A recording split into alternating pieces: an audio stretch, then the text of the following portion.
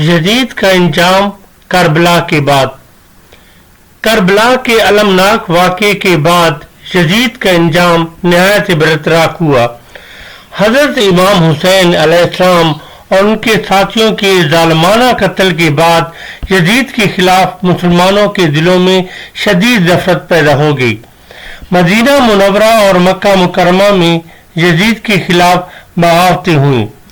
Yazid ने इन बगावतों को कुचलने के लिए लश्कर भेजे, जिन्होंने मदीना पर हमला किया।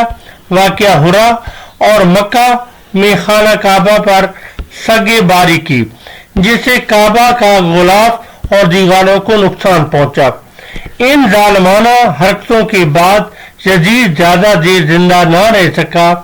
बाद रिवायत के मुताबिक वो बीमारी में मुब्तला होकर हलाक हुआ और कुछ के मुताबिक वो शराब नोशी और बदअमाली की वजह से इबरतनाक मौत का शिकार हुआ। यजीद की मौत से 64 हिजरी में दमिश्क में हुई। उसके मरने के बाद खिलाफत कमजोर हो गई और बनु उमैया के हुकूमत का दवार शुरू हो गया।